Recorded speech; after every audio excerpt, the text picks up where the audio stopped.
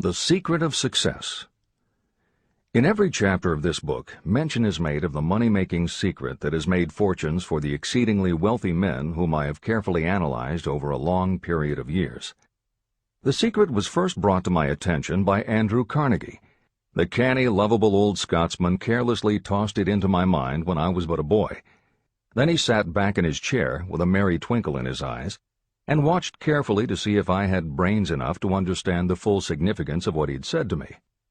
When he saw that I had grasped the idea, he asked if I would be willing to spend 20 years or more preparing myself to take it to the world, to men and women who, without the secret, might go through life as failures. I said I would, and with Mr. Carnegie's cooperation, I have kept my promise. Editor's Comments. In 1908, during a particularly down time in the U.S. economy and with no money and no work, Napoleon Hill took a job as a writer for Bob Taylor's magazine. He was hired to write success stories about famous men. Although it would not provide much in the way of income, it offered Hill the opportunity to meet and profile the giants of industry and business, the first of whom was the creator of America's steel industry, multimillionaire Andrew Carnegie, who was to become Hill's mentor. Carnegie was so impressed by Hill's perceptive mind that following their 3-hour interview, he invited Hill to spend the weekend at his estate so they could continue the discussion. During the course of the next 2 days, Carnegie told Hill that he believed any person could achieve greatness if they understood the philosophy of success and the steps required to achieve it. "It's a shame," he said, "that each new generation must find the way to success by trial and error when the principles are really clear-cut." Carnegie went on to explain his theory that his knowledge could be gained by interviewing those who had achieved greatness and then compiling the information and research into a comprehensive set of principles. He believed that it would take at least 20 years, and that the result would be the world's first philosophy of individual achievement. He offered Hill the challenge, for no more compensation than that Carnegie would make the necessary introductions and cover travel expenses. It took Hill 29 seconds to accept Carnegie's proposal. Carnegie told him afterward that had it taken him more than 60 seconds to make the decision, he would have withdrawn the offer, for a man who cannot reach a decision promptly, once he has all the necessary facts, cannot be depended upon to carry through any decision he may make. It was through Hill's unwavering dedication that this book was eventually written. For detailed information on the life of Hill, read or listen to the audiobook of A Lifetime of Riches, the Biography of Napoleon Hill, by Michael J. Ritt, Jr. and Kurt Landers. Michael Ritt worked as Hill's assistant for 10 years and was the first employee of the Napoleon Hill Foundation, where he served as executive director, secretary, and treasurer. The material in his book comes from his own personal knowledge of Hill, as well as from Hill's unpublished autobiography. That is the end of the editor's comment. This book, Think and Grow Rich, contains the Carnegie secret, a secret that has been tested by thousands, now millions of people in almost every walk of life. It was Mr. Carnegie's idea that the magic formula, which gave him a stupendous fortune, ought to be placed within reach of people who do not have the time to investigate how others had made their money. It was his hope that I might test and demonstrate the soundness of the formula through the experience of men and women in every calling. He believed the formula should be taught in all public schools and colleges. He said that if it were properly taught, it would revolutionize the entire educational system, and the time spent in school could be reduced to less than half. In Chapter 4, On Faith, you will read the astounding story of the organization of the giant United States Steel Corporation. It was conceived and carried out by one of the young men through whom Mr. Carnegie proved that his formula will work for all who are ready for it. This single application of the secret, by Charles M. Schwab, made him a huge fortune in both money and opportunity. Roughly speaking, this particular application of the formula was worth $600 million. These facts give you a fair idea of what reading this book may bring to you, provided you know what it is that you want. Editor's Comment. According to one method of calculation, through inflation alone, it would take approximately $20 in 2001 to buy what $1 would have bought in 1901. However, to find the contemporary equivalent value of $600 million is not simply a matter of multiplying by the increase in the cost of living. Although there are other factors and variables in calculating buying power, even by conservative estimates, the $600 million would translate into at least $12 billion at the beginning of the 21st century. That's the end of the editor's comment. The secret was passed on to thousands of men and women who have used it for their personal benefit. Some have made fortunes with it. Others have used it successfully in creating harmony in their homes. A clergyman used it so effectively that it brought him an income of upwards of $75,000 a year, approximately $1.5 million in contemporary terms. Arthur Nash, a Cincinnati tailor, used his near-bankrupt business as a guinea pig on which to test the formula. The business came to life and made a fortune for its owners. The experiment was so unique that newspapers and magazines gave it millions of dollars worth of publicity. The secret was passed on to Stuart Austin Weir of Dallas, Texas. He was ready for it, so ready that he gave up his profession and studied law. Did he succeed? You'll read the answer in Chapter 6. Specialized knowledge. While I was the advertising manager of the LaSalle Extension University, I had the privilege of seeing J.G. Chaplin, president of the university, use the formula so effectively that he made LaSalle one of the great extension schools of this country. The secret is mentioned no fewer than 100 times throughout this book. It has not been directly named, for it seems to work more successfully when it is merely left in sight, where those who are ready and searching for it may pick it up. That is why Andrew Carnegie passed it to me without giving me its specific name.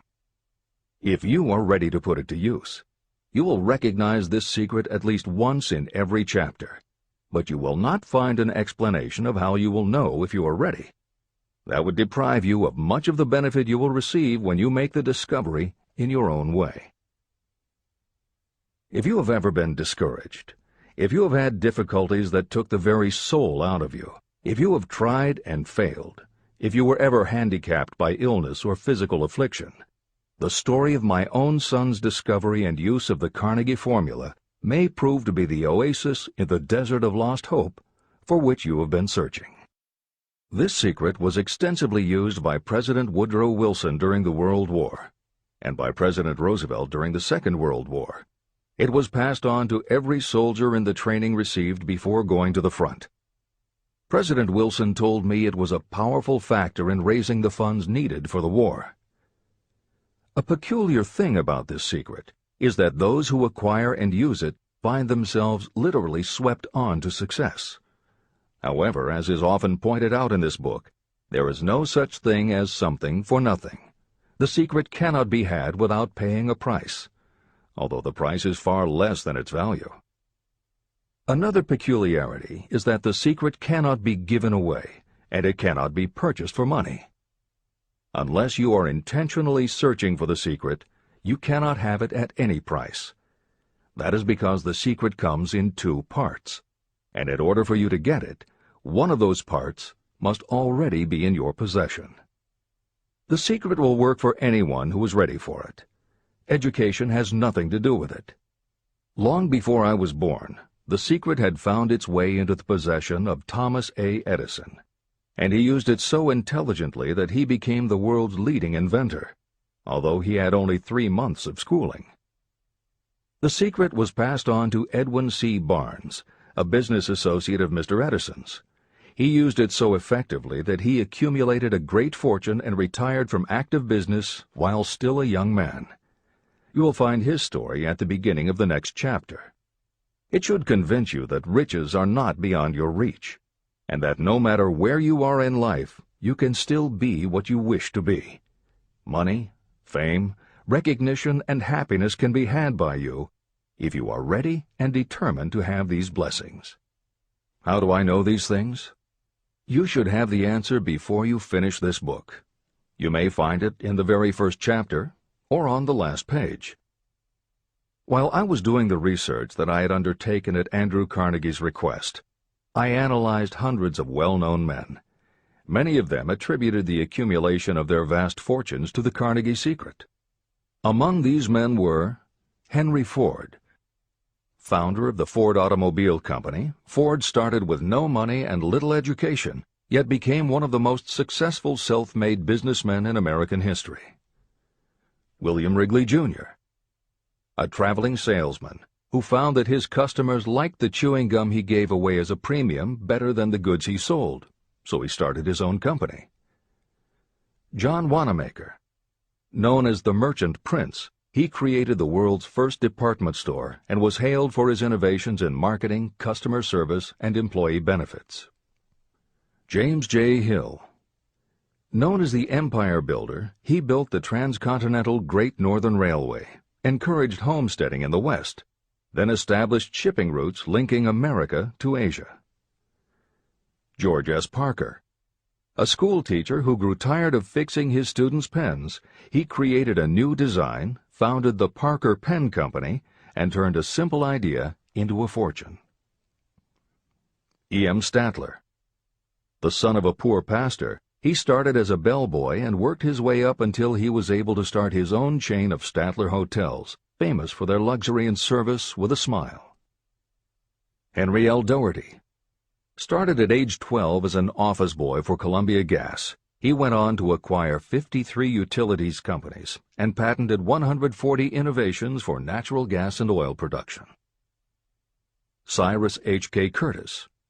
Starting with a small agricultural weekly, Curtis turned it into Ladies' Home Journal, created Saturday Evening Post, then assembled one of the largest newspaper empires. George Eastman. Inventor and founder of the Eastman Kodak Company, he created many of the innovations that popularized photography and transformed the motion picture industry. Charles M. Schwab. The right-hand man of Andrew Carnegie, he was president of Carnegie Steel Company, brokered the deal that formed U.S. Steel, and went on to found Bethlehem Steel. Theodore Roosevelt. 26th President of the United States from 1901 to 1909. John W. Davis. A lawyer and political leader, Davis was Solicitor General under President Woodrow Wilson and later appointed ambassador to Great Britain. Elbert Hubbard. Philosopher, publisher of the Fra magazine, and founder of the Roycrofters Artists Colony, Hubbard was also the author of many bestsellers including A Message to Garcia. Wilbur Wright. A bicycle shop owner who, with his brother Orville, became the first Americans to fly heavier-than-air aircraft and pioneered the aviation industry. William Jennings Bryan. Newspaper publisher, presidential nominee, Secretary of State under President William McKinley, but perhaps best known as the lawyer who defended creationism at the Scopes monkey trial. Dr. David Starr Jordan. Educator, scientist, author of over 50 books, he was the nation's youngest university president at Indiana University and became the first president of Stanford University. J. Ogden Armour. Inherited his family's meatpacking business, turned it into a conglomerate with more than 3,000 products, was an owner of the Chicago Cubs, and a director of National City Bank and American International Corporation. Arthur Brisbane. A crusading journalist and syndicated columnist, Brisbane was sought after by every major news organization and was the most read and highest-paid editorial writer of his day. Dr. Frank Gunsaulus. A Chicago preacher who delivered such a powerful sermon, Philip D. Armour gave him $1 million to start the Armour Institute of Technology, of which he became president. Daniel Willard. President of the B&O Railroad for more than 30 years, he was honored by having the city of Willard, Ohio, named for him. King Gillette. A traveling salesman and born tinkerer, Gillette was trying to shave on a moving train when he came up with the idea of the safety razor, which became the foundation of a corporate giant. Ralph A. Weeks. President of International Correspondence Schools, Weeks helped finance Napoleon Hill's Intra-Wall Institute, established to educate and rehabilitate prison inmates. Judge Daniel T. Wright. instructor at Georgetown Law School, where Napoleon Hill was studying when Bob Taylor's magazine gave him the assignment to write a profile of Andrew Carnegie. John D. Rockefeller. With $1,000 in savings plus another $1,000 borrowed from his father, he started a kerosene company which he grew into the giant Standard Oil and one of the world's greatest fortunes. Thomas A. Edison. Inventor and entrepreneur, he perfected the electric light bulb, the phonograph, the motion picture camera, and owned the rights to more than 1,000 patented inventions. Frank A. Vanderlip. A poor boy who became a journalist, social reformer, and self-made millionaire, he was president of the National City Bank, now Citibank, and Assistant Secretary of the Treasury. F. W. Woolworth. A clerk in a general store, he pioneered the idea of fixed-price selling and self-service and forever changed retail selling with a chain of Woolworth 5 and 10 cent stores. Colonel Robert A. Dollar. Starting with a small schooner bought to haul lumber down the West Coast, he built the Dollar Steamship Company, the largest fleet of luxury liners sailing under the U.S. flag. Edward A. Filene. Founder of the Boston-based stores, he devised revolutionary methods of distribution and merchandising and became famous for the first bargain basement department. Edwin C. Barnes. The only man Thomas Edison ever had as a partner, Barnes took Edison's failing dictaphone and sold it so successfully it became a fixture in offices and made him a multimillionaire. Arthur Nash. A Cincinnati tailor who used his bankrupt business as a guinea pig for the Carnegie Secret and was so successful the newspapers made him famous as Golden Rule Nash. Clarence Darrow. Famed as a lawyer, public speaker, and defender of the underdog, Darrow is best known as the lawyer who defended teaching the theory of evolution at the Scopes monkey trial. Woodrow Wilson. 28th President of the United States of America from 1913 to 1921. William Howard Taft. 27th President of the United States of America from 1909 to 1913. Luther Burbank. World-renowned horticulturalist who introduced over 800 varieties of new plants in his effort to improve the quality of plants and thereby increase the world's food supply. Edward W. Bok. Although he had only 6 years' schooling, by the age of 20 he was editor of Ladies' Home Journal, which he helped to build into the world's most widely circulated magazine. Frank A. Munsey. A telegraph operator who quit to launch Argosy magazine, then parlayed his fortune into a newspaper empire that included the Washington Times and the New York Herald. Elbert H. Gary. Chairman of U.S. Steel, at the time the largest corporation in the world, Gary spearheaded the construction of its first major project, the Gary Works Steel Plant, and the city of Gary, Indiana. Dr. Alexander Graham Bell. Best known as the inventor of the telephone, Bell also perfected recording devices, advances in aircraft, and was a co-founder of the National Geographic Society. John H. Patterson. President of National Cash Register, Patterson was known as an advertising visionary and a genius at motivating his sales force, which made NCR the leader in its field. Julius Rosenwald. A small manufacturer who foresaw the future of mail order, he bought 25% of Sears Roebuck & Company, and together with Richard Sears built it into an icon of American business. Stuart Austin Weir. A construction engineer Hill met in the Texas oil fields who, inspired by the Carnegie Secret, went to law school after age 40 and also helped publish Napoleon Hill's magazine. Dr. Frank Crane. A noted psychologist, essayist, and author of the book 4-Minute Essays on subjects such as the price of liberty, pragmatism, the duty of the rich, and how to keep friends. J. G. Chaplin, president of the LaSalle Extension University at the time Napoleon Hill worked in the university's advertising and sales department, where he first realized his talent for motivating people. Jennings Randolph. A congressman, then U.S. Senator from West Virginia, Randolph was a lifelong admirer of Napoleon Hill, and it was he who encouraged Hill to act as advisor to President Franklin Delano Roosevelt. These names represent a small fraction of well-known Americans whose achievements, financial and otherwise, prove that those who understand and apply the Carnegie Secret reach high positions in life. Editor's comment. As Napoleon Hill says, the preceding list includes only some of the more than 500 multimillionaires and extraordinarily successful individuals whom Napoleon Hill interviewed prior to writing Think and Grow Rich. It does not include the equally impressive list of people he came in contact with after the publication, nor does it include the names of those who did not have the opportunity to meet Napoleon Hill personally, but who attribute their success to having read this book. It is said that Napoleon Hill and Think and Grow Rich have made more millionaires than any other person in history. It might equally well be said that Napoleon Hill inspired more motivational experts than any other man in history. It is practically impossible to find a motivational speaker who does not draw upon Hill's work. His influence can be seen in the writings of his early peers, Dale Carnegie and Norman Vincent Peale. Later, successful authors and speakers such as W. Clement Stone, Og Mandino, and Earl Nightingale either worked directly with Napoleon Hill or with the Napoleon Hill Foundation.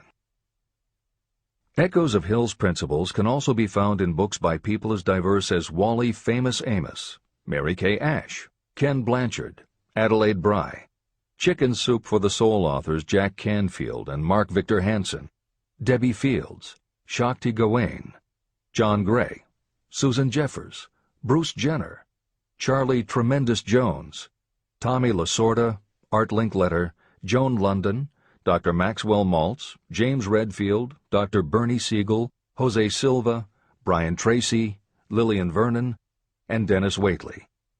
Stephen Covey, author of The 7 Habits of Highly Effective People, has often spoken of the influence of Napoleon Hill.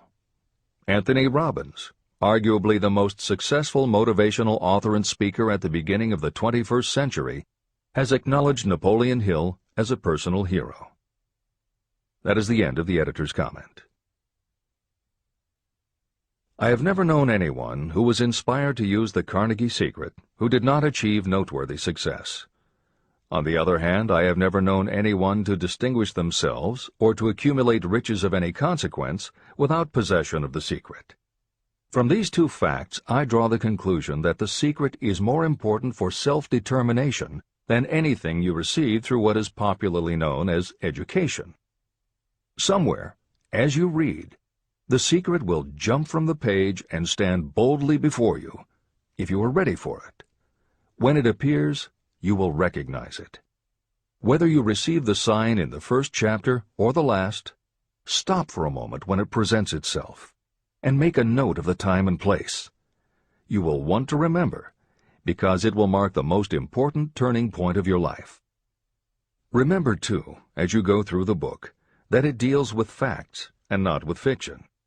Its purpose is to convey a great universal truth through which you, if you are ready, may learn what to do and how to do it. You will also receive the needed stimulus to make a start. As a final word of preparation, may I offer one brief suggestion which may provide a clue how the Carnegie Secret may be recognized? It is this: achievement and all earned riches have their beginning in an idea. If you are ready for the secret, you already possess one half of it. Therefore, you will recognize the other half the moment it reaches your mind. Editor's comment. Unlike much of the business and motivational literature available, Think and Grow Rich is not written for readers to skip around from chapter to chapter, taking a concept here and an idea there to solve the problem of the moment. This book is written as a carefully integrated whole, to be read in its entirety, from beginning to end. Concepts that are introduced in one chapter recur in other chapters where their meaning and significance rely upon the reader having already assimilated the earlier knowledge. The chapters are designed to build upon one another in such a way that every word is to be read, every idea is to be considered, and every concept is to be understood and absorbed. Think and Grow Rich is often called the first philosophy of personal achievement, and a philosophy is more than a collection of solutions to business problems. A philosophy is a system of principles that will guide your thoughts and actions, and provide you with a code of ethics and a standard of values. Think and Grow Rich will not just change what you think, it will literally change the way you think. In preparing this new and updated edition, every aspect of Think and Grow Rich has been analyzed to ensure its relevance to the current business climate. In those instances where material might be considered dated or out of step with contemporary practices, the original text has been updated or augmented with relevant new material. A hallmark of the original edition of Think and Grow Rich is that in every chapter Napoleon Hill cites real-life examples based on his own first-hand knowledge of America's most successful self-made multimillionaires. In this edition, every one of Hill's stories has been retained, and the editors have added contemporary examples and modern parallels which clearly demonstrate that Hill's principles are as up-to-date as today and still guiding those who succeed. In addition to contemporary examples, where the editors felt it would be of interest to the reader, we have included marginal notes that provide relevant information about recent developments. Where applicable, we have also suggested books or other materials that complement various aspects of Napoleon Hill's philosophy. On a more technical note, the editors have approached the written text as we would that of a living author. When we encountered what modern grammarians would consider run-on sentences, outdated punctuation, or other matters of form, we opted for contemporary usage. Those readers familiar with earlier editions will note that the chapter numbers have been changed in this edition. Originally, Think and Grow Rich began with an unnumbered chapter, a word from the author. In this edition, that text appears as Chapter 1, and is renamed The Secret of Success. The chapters that follow are renumbered sequentially and proceed in their original order. The chapter that was previously titled The Mystery of Sex Transmutation has been retitled Sexuality, Charisma and Creativity, and the text has been restructured and annotated to reflect the role of women in contemporary society. All editorial commentary is clearly set off in a font and style that is different from the original text. This is the end of the editor's comments.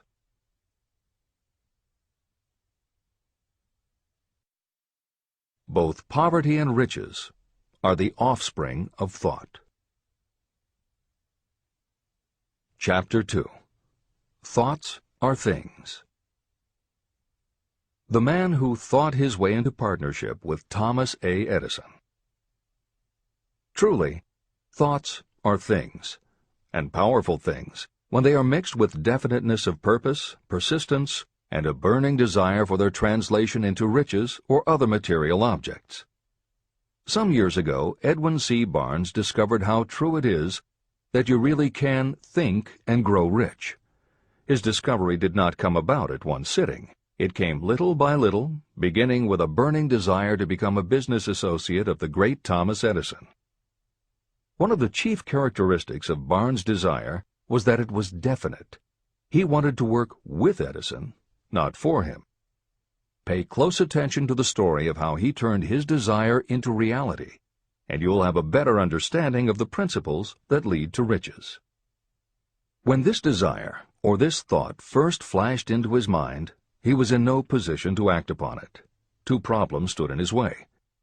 He did not know Mr. Edison, and he did not have enough money to buy a train ticket to West Orange, New Jersey, where the famed Edison Laboratory was located. These problems would have discouraged the majority of people from making any attempt to carry out the desire. But his was no ordinary desire. The Inventor and the Tramp. Edwin C. Barnes presented himself at Mr. Edison's laboratory and announced that he had come to go into business with the inventor.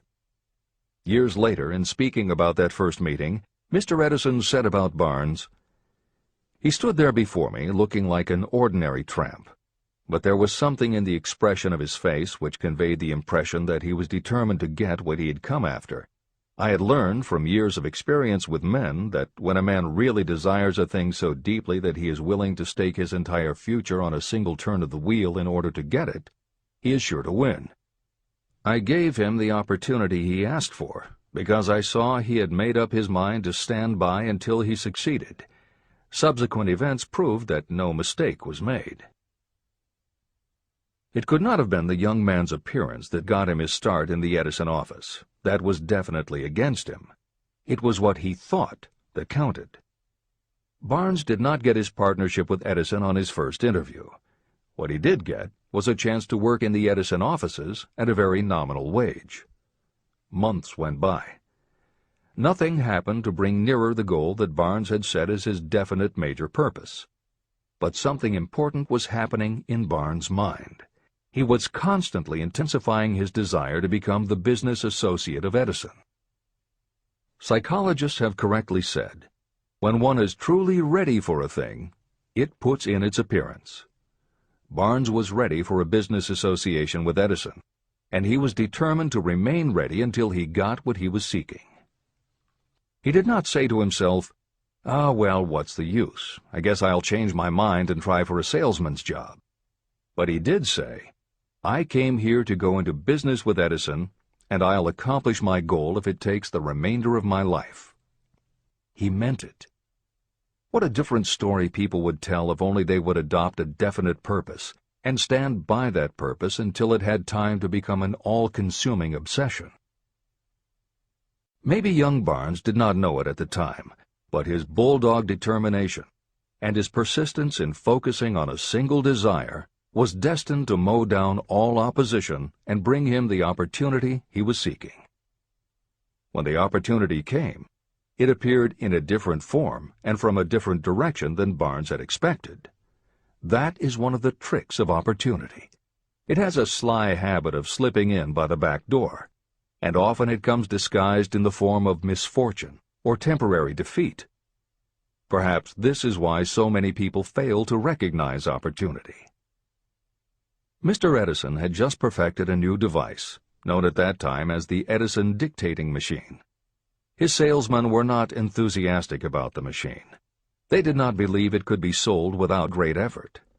Barnes saw his opportunity. It had crawled in quietly, hidden in a queer-looking machine that interested no one but Barnes and the inventor. Barnes knew he could sell the Edison dictating machine, and he told Edison so. Edison decided to give him his chance. And Barnes did sell the machine. In fact, he sold it so successfully that Edison gave him a contract to distribute and market it all over the nation.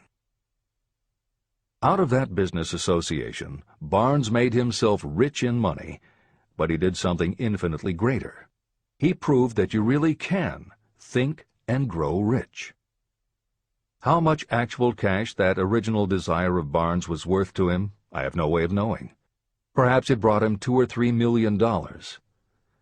Editor's comment: $3 million in the early years of the 20th century would be comparable to more than $50 million in terms of buying power at the beginning of the 21st century. This is the end of the editor's comment. But the amount becomes insignificant compared with the greater asset he acquired: the definite knowledge that an intangible impulse of thought can be transmuted into material rewards by the application of known principles. Barnes literally thought himself into a partnership with the great Edison. He thought himself into a fortune. He had nothing to start with except knowing what he wanted, and the determination to stand by that desire until he realized it. 3 feet from gold. One of the most common causes of failure is the habit of quitting when you're overtaken by temporary defeat. Every person is guilty of this mistake at one time or another. During the gold rush days, an uncle of my friend R.U. Darby was caught by gold fever, and he went west to Colorado to dig and grow rich. He had never heard that more gold has been mined from the thoughts of men than has ever been taken from the earth.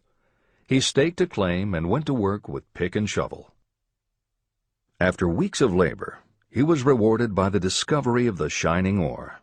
He needed machinery to bring the ore to the surface. Quietly, he covered up the mine and returned to his home in Williamsburg, Maryland. He told his relatives and a few neighbors about the strike. They got together the money for the machinery and had it shipped. R.U. Darby decided to join his uncle, and they went back to work the mine. The first car of ore was mined and shipped to a smelter. The returns proved they had one of the richest mines in Colorado. A few more cars of that ore would clear their debts. Then would come the big killing in profits. Down went the drills. Up went the hopes of Darby and Uncle. Then something happened. The vein of gold ore disappeared. They had come to the end of the rainbow, and the pot of gold was no longer there. They drilled on, desperately trying to pick up the vein again, all to no avail. Finally, they decided to quit. They sold the machinery to a junkman for a few $100s and took the train back home. The junkman called in a mining engineer to look at the mine and do a little calculating. The engineer advised that the project had failed because the owners were not familiar with fault lines. His calculations showed that the vein would be found just 3 feet from where the Darbys had stopped drilling. And that is exactly where it was found. The junkman took millions of dollars in ore from the mine because he knew enough to seek expert counsel before giving up. Long afterward, Mr. Darby recouped his loss many times over when he made the discovery that desire can be transmuted into gold. The discovery came after he went into the business of selling life insurance. Never forgetting that he lost a huge fortune because he stopped 3 feet from gold, Darby profited by the experience in his newly chosen field. He simply said to himself, "I stopped 3 feet from gold, but I will never stop because men say no when I ask them to buy insurance." Darby became one of a small group of men who sell over $1 million in life insurance annually. He owed his stickability to the lesson he learned from his quitability in the gold mining business. Before success comes in anyone's life, that person is sure to meet with much temporary defeat, and perhaps some failure. When defeat overtakes a person, the easiest and most logical thing to do is to quit. That is exactly what the majority of people do. More than 500 of the most successful people this country has ever known told me their greatest success came just one step beyond the point at which defeat had overtaken them. Failure is a trickster with a keen sense of irony and cunning. It takes great delight in tripping you just when success is almost within reach. Editor's comments. Napoleon Hill's creed, "Every failure brings with it the seed of an equivalent success," was the inspiration for entrepreneur and motivational speaker Wayne Allen Root to write his book, The Joy of Failure. Published in the late 1990s, it not only tells Wayne's personal story of using his failures as stepping stones to success, he also recounts stories from other successful people, which prove that the rich and famous got to be that way only because of what they learned from their failures. People such as Jack Welch, the hugely successful CEO of General Electric, who early in his career failed dramatically when a plastics plant for which he was responsible blew up. Billionaire Charles Schwab was a failure at school and university, flunking basic English twice due to a learning disability, and then failed on Wall Street more than once before he thought of the idea that grew to make him very rich indeed. Sylvester Stallone, Bruce Willis, Oprah Winfrey, Bill Clinton, Stephen Jobs, Donald Trump, and a host of other equally well-known achievers all had to fail in order to learn the lessons that ultimately made them successes. Every one of them was a failure, but none of them was defeated. Charles F. Kettering, who patented more than 200 inventions including the automobile ignition, the spark plug, Freon for air conditioners, and the automatic transmission, said, "From the time a person is 6 years old until he graduates from college, he has to take 3 or 4 examinations a year. If he flunks once, he is out. But an inventor is almost always failing. He tries and fails maybe 1,000 times. If he succeeds once, then he's in." These two things are diametrically opposite. We often say that the biggest job we have is to teach a newly hired employee how to fail intelligently. We have to train him to experiment over and over and to keep on trying and failing until he learns what will work. Failures are just practice shots. This is the end of the editor's comment. A 50-cent lesson in persistence. Shortly after Mr. Darby received his degree from the University of Hard Knocks, he witnessed something that proved to him that no does not necessarily mean no. One afternoon, he was helping his uncle grind wheat in an old-fashioned mill. The uncle operated a large farm on which a number of sharecropper farmers lived. Quietly, the door was opened, and a small child, the daughter of a tenant, walked in and took her place near the door. The uncle looked up, saw the child, and barked at her roughly, "What do you want?" Meekly, the child replied, "My mom says to send her 50 cents. "I'll not do it," the uncle retorted. "Now you run on home." But she did not move. The uncle went ahead with his work, not noticing that she did not leave. When he looked up again and saw her still standing there, he said, "I told you to go on home. Now go, or I'll take a switch to you." But she did not budge. The uncle dropped a sack of grain he was about to pour into the mill hopper and started toward the child. Darby held his breath. He knew his uncle had a fierce temper. When the uncle reached the spot where the child was standing, she quickly stepped forward one step, looked up into his eyes, and screamed at the top of her voice, "My mom's got to have that 50 cents!" The uncle stopped, looked at her for a minute, put his hand in his pocket, took out $50, and gave it to her. The child took the money and slowly backed toward the door, never taking her eyes off the man whom she had just conquered.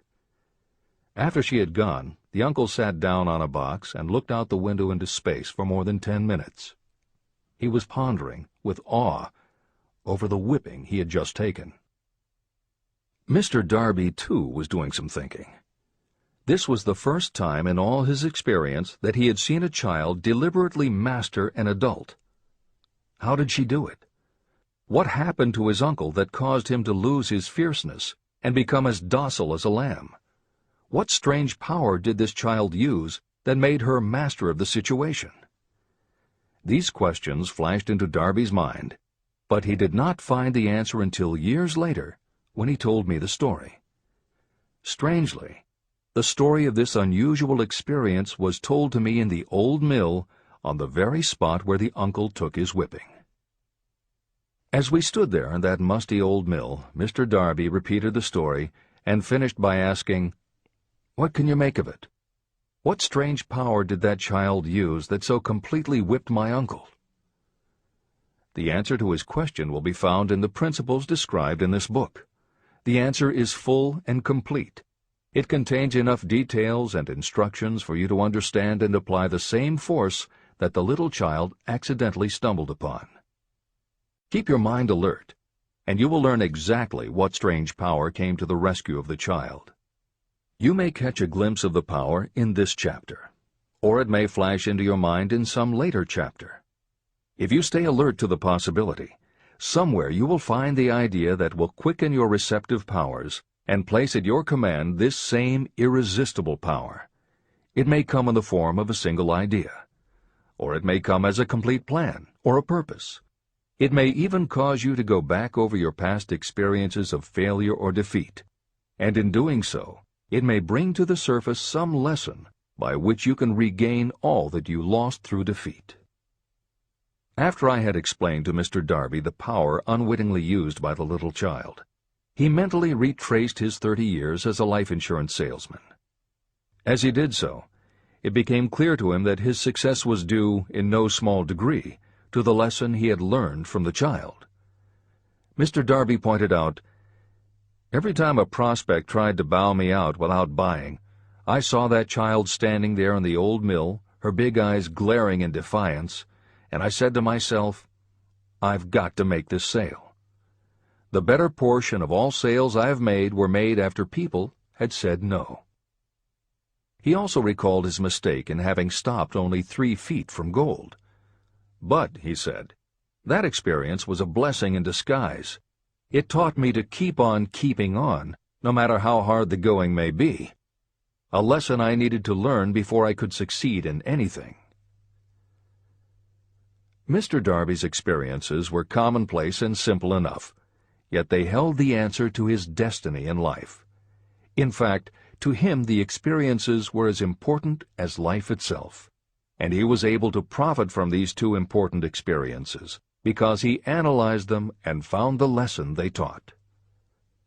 But what if you don't see the events of your life as being experiences of such profound significance? And what about the young person who doesn't yet have even minor failures to analyze? Where and how will they learn the art of converting defeats into the stepping stones to opportunity? That is exactly why this book was written, to answer those questions. To convey my answer, I have constructed 13 principles. These principles work individually or together as catalysts. The specific answer that you are looking for may already be in your own mind. Reading these principles may be the catalyst that causes your answer to suddenly come to you as an idea, a plan, or a purpose. One sound idea is all you need to achieve success. These 13 principles contain the best and most practical ways and means of creating ideas. Success consciousness. Before I go any further in the description of these principles, you should know this. When riches begin to come, they come so quickly and in such great abundance that you will wonder where they've been hiding during all those lean years. This is an astounding statement, especially when you take into consideration the popular belief that riches come only to those who work hard and long. When you begin to think and grow rich, you will observe that riches begin with a state of mind, with definiteness of purpose, with little or no hard work. What you need to know now is how to acquire the state of mind that will attract riches. I spent 25 years researching the answer to that question, because I, too, wanted to know how wealthy men become that way.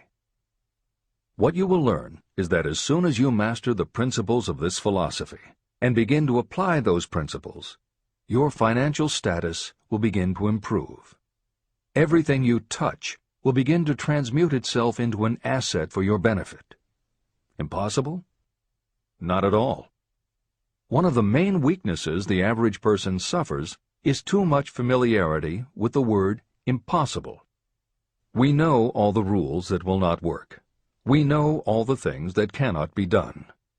This book was written for those who seek the rules that have made others successful and are willing to stake everything on those rules. Success comes to those who become success conscious. Failure comes to those who allow themselves to become failure conscious. The object of this book is to help you learn the art of changing your mind from failure consciousness to success consciousness. Another weakness is the habit of measuring everything and everyone by your own impressions and beliefs. Some of you reading this will have trouble believing that you can think and grow rich because your thought habits have been steeped in poverty, misery, failure, and defeat. This kind of thinking reminds me of the story about the man who came from China to study at the University of Chicago. One day, President Harper met this young man on campus and stopped to chat with him for a few minutes. He asked what had impressed him as being the most noticeable characteristic of the American people. "Why," the student exclaimed, "the unusual shape of your eyes." It's all a matter of perspective and habit. The same is true of your belief in what a person can achieve. If you have formed the habit of seeing life only from your own perspective, you may make the mistake of believing that your limitations are in fact the proper measure of limitations. The impossible Ford V8 motor. When Henry Ford decided to produce his famous V8 motor, he chose to build an engine with the entire 8 cylinders cast in one block. Ford instructed his engineers to produce a design for the engine. The design was drawn up on paper, But the engineers agreed, to a man, that it was simply impossible to cast an 8-cylinder engine block in one piece. Ford said, "Produce it anyway." But they replied, "It's impossible." "Go ahead," Ford commanded, "and stay on the job until you succeed, no matter how much time is required."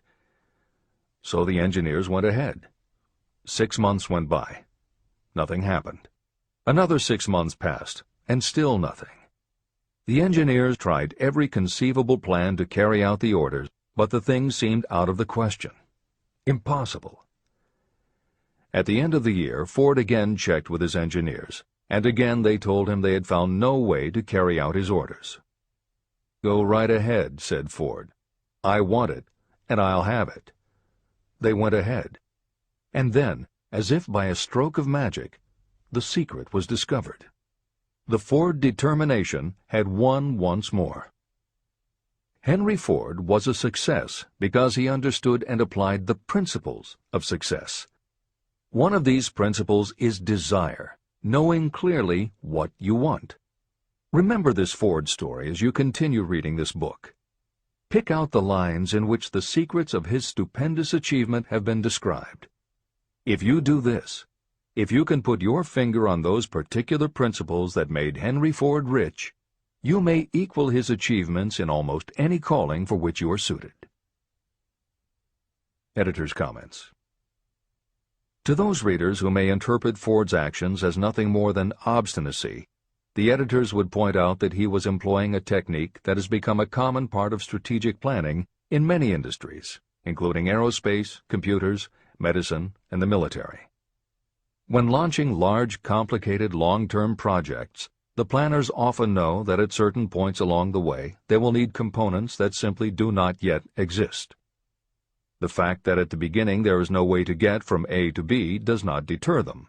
There are many parts of the project they can get started on now, and they just assume that by the time they get to the point where they will need a technology or a device, they will have solved the problem of making it, and they have been proven right time and again.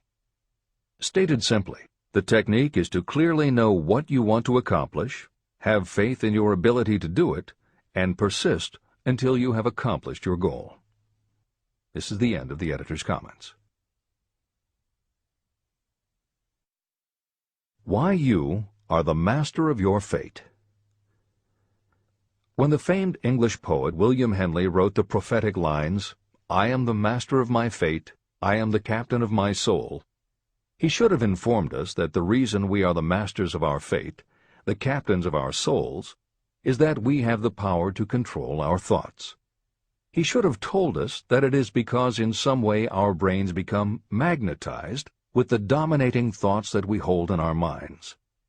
And it is as though our magnetized minds attract to us the forces, the people, and the circumstances of life that are in sync with our dominating thoughts.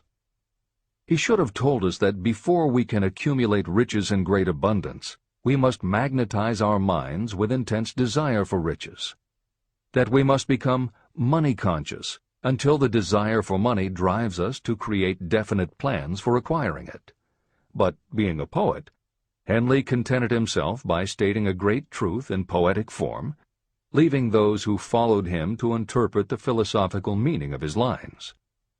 Little by little, the truth has unfolded itself, until I have come to know with certainty that the principles described in this book hold the secret of mastery over our economic fate. Principles that can change your destiny.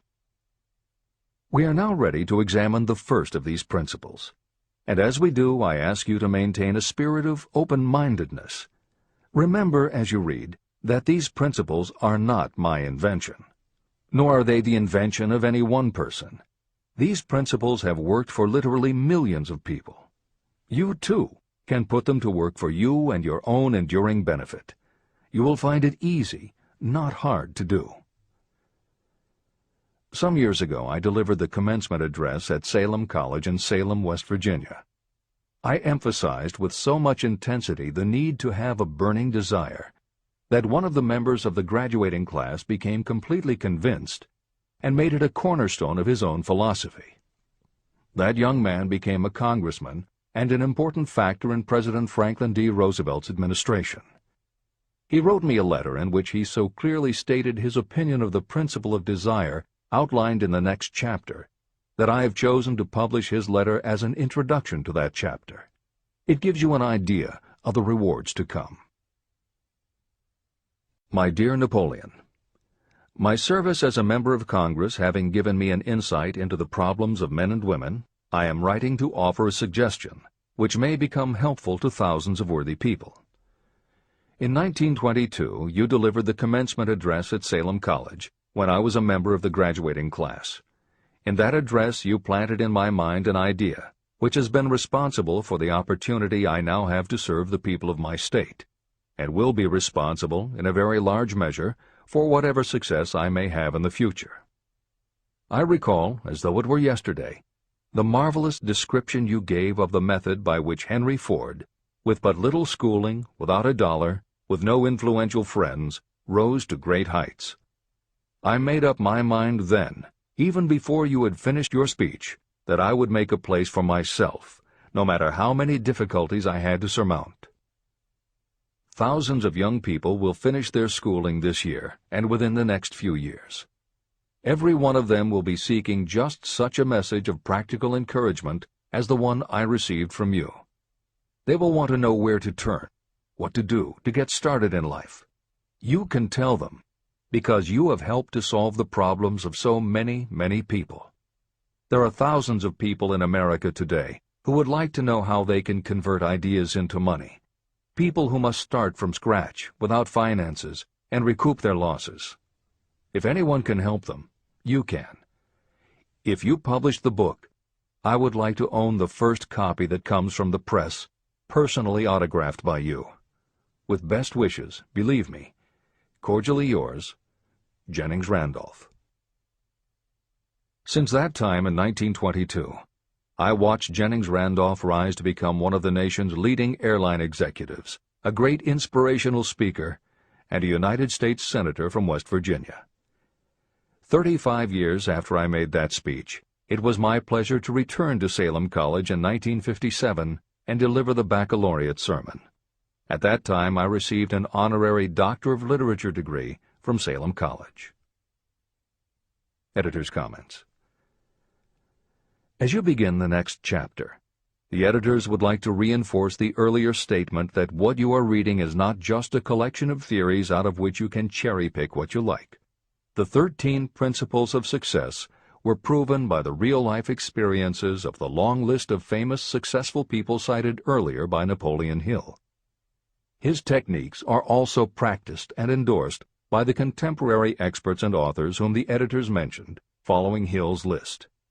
More than 60 million people have purchased copies of the book that you are now holding in your hands. If this book has proven to be that successful, surely you owe it to yourself to give it every chance to work for you too. Read it. Don't question it. Do it. If you don't, if you think that you know better than Napoleon Hill, if you decide to pick and choose the parts that you will believe or follow, then, if you don't succeed, you will never know if your failure lies with this book or with you. This is the end of the editor's comments. Whatever the mind of man can conceive and believe, it can achieve. Chapter 3. Desire, the starting point of all achievement. The first step toward riches. When Edwin C. Barnes climbed down from the freight train in West Orange, New Jersey, he may have resembled a tramp, but his thoughts were those of a king. As he made his way from the railroad tracks to Thomas A. Edison's office, his mind was at work. He saw himself standing in Edison's presence. He heard himself asking Mr. Edison for an opportunity to carry out the one consuming obsession of his life, a burning desire to become the business associate of the great inventor. Barnes' desire was not a hope. It was not a wish. It was a pulsating desire which transcended everything else. It was definite. A few years later, Edwin C. Barnes again stood before Edison. in the same office where he first met the inventor. This time, his desire had been translated into